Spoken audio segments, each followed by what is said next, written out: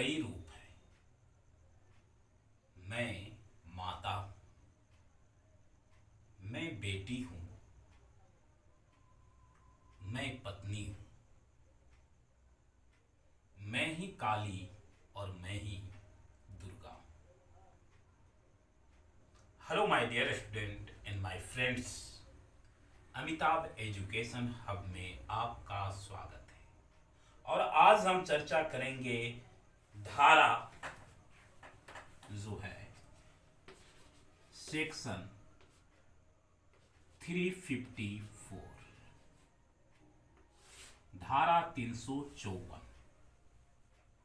आखिर ये धारा 354 क्या है ये जानेंगे। उससे पहले मैं आपको बता देता हूं कि हम लोग जो हैं हर तरह का श्रेय औरतों को देते हैं। जननी से लेके जननी माता दुर्गा काली ना जाने हर रूप में जो है वो औरत को ही हम लोग श्रेय देते हैं। लक्ष्मी, ठीक है, सभी कुछ में हम लोग अपने घर की बिटिया को भी लक्ष्मी कहते हैं। लेकिन सबसे बड़ी समस्या ये है कि क्या वो सेफ है, क्या वो सुरक्षित है? नहीं है। तो अगर नहीं है तो सुरक्षित कैसे रहेंगे? तो जी हाँ, हम बात कर रहे हैं धारा सेक्शन 354 का, जो हमारे भारतीय संविधान हमें देता है। 354। और ये जो 354 धारा है, इसे अगर आपको पता हो और आपको ज्ञात हो तो आप इस धारा के यूज करके अपने आप को बचा सकते हैं, सेफ रख सकते हैं। दूसरी बात लड़कों के लिए भी कि उन्हें पता होना चाहिए कि 354 धारा क्या है। देखते हैं धारा 354 क्या कहता है। देखिए, बोलता है कि आईपीसी की धारा 354 और धारा 354 ए दोनों यौन उत्पीड़न यानी कि सेक्सुअल हरासमेंट के अपराध से निपटती है, लेकिन उनके बीच कुछ अंतर है। अंतर क्या है वो जानेंगे। धारा 354 क्या कहता है? धारा 354 कहता है कि महिला की लज्जा भंग करने के इरादे से उस पर हमला करना या किसी प्रकार के आपराधिक बल का प्रयोग के अपराध के बारे में बताती है।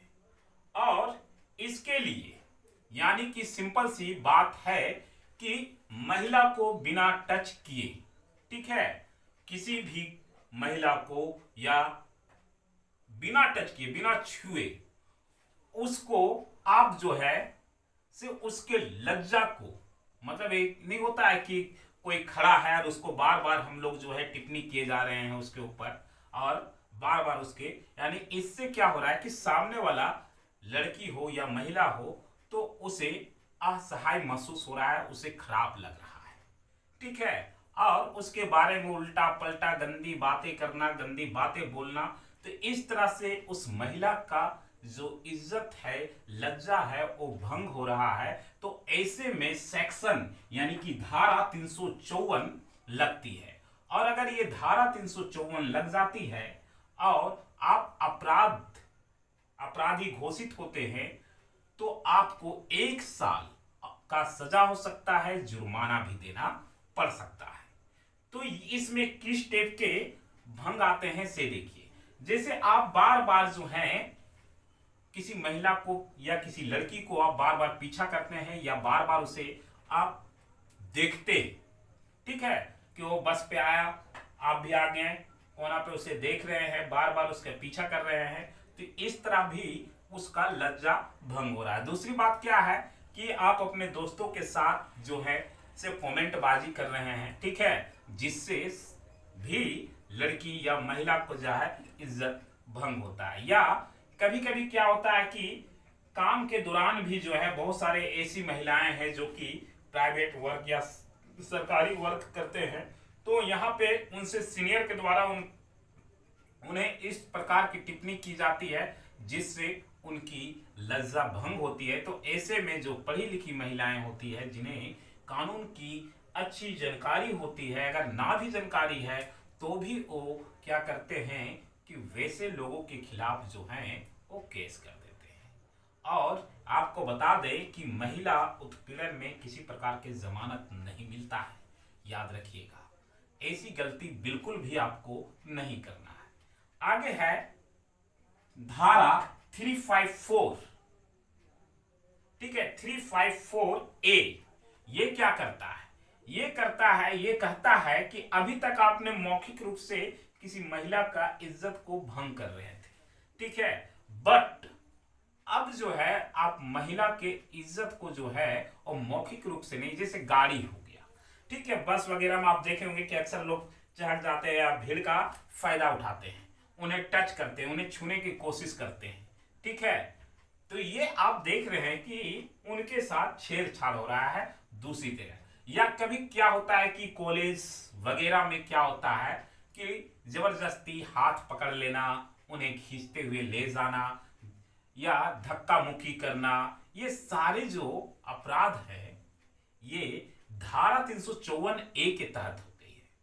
धारा 354 ए कहता है कि फिजिकली रूप से आप अगर किसी महिला या किसी लड़की को आप जो है फोर्स करते हैं, छूते हैं, गलत इरादे से टच करते हैं, इस जो धारा 34 है इसके तहत सबसे ज्यादा जो शिकार होती हैं वो 18 वर्ष से कम उम्र के बच्चियां। 18 वर्ष से कम उम्र के बच्चियां जो है इसका ज्यादा शिकार होते हैं, क्योंकि उन्हें समझ कम होता है। छोटे छोटे जो बच्चियां हैं जो टीनेजर एज में पहुंचती हैं, उनके साथ गलत भावना से लोग टच करते हैं, छूते हैं। तो ये सारे जो लोग कर रहे हैं, तो इसके लिए सेक्शन जो है 354 ए के तहत उनके ऊपर सजा घोषित होती है और इसमें व्यक्ति को 6 यानी 2 साल से 5 साल के बीच सजा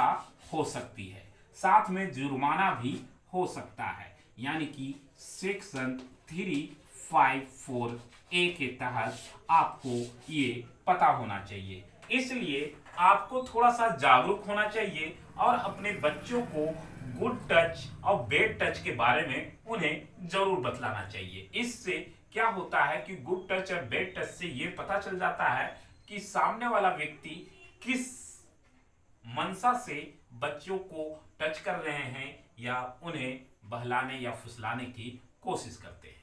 तो ये धारा के तहत आपको ये अगर ये सारे धारा आपको अच्छी तरह से याद रहेगा तो आप आसानी से क्या कर सकते हैं, अपने आप को बचा सकते हैं।